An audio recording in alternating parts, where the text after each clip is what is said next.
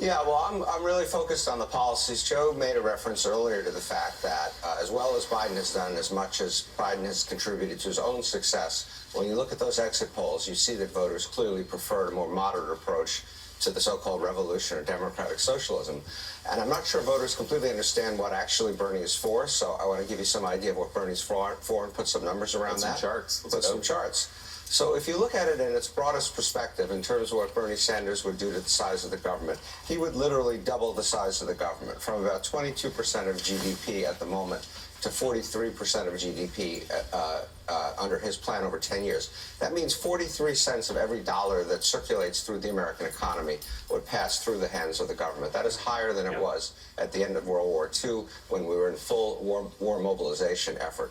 And just to give you a sense of perspective, even Elizabeth Warren, who took obviously a lot of incoming for her positions on expansionary government policies, would have only increased it to 34%.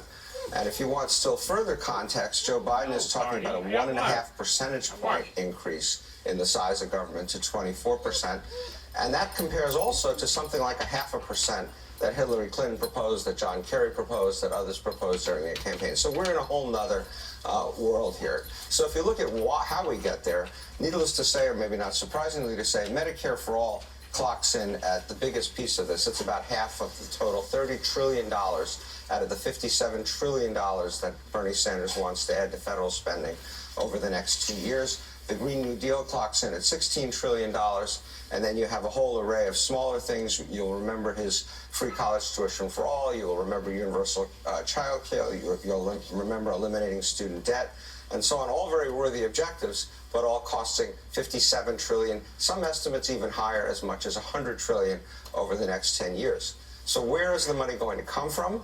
He's proposed a bunch of taxes. He's proposed raising individual taxes, including payroll taxes, partly on the theory people won't have to spend as much on health care.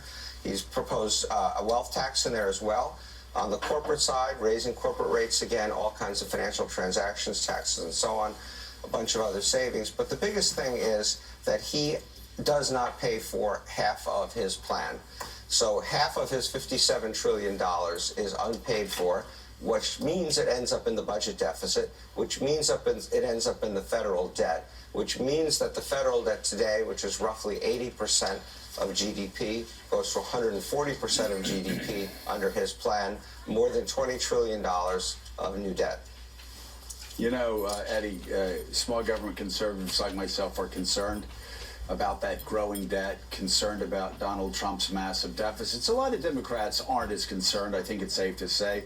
But what I've heard over the past several days from Democratic voters has been much like what people were saying in Britain several months ago when Jeremy Corbyn was running. And that is the disbelief in these promises.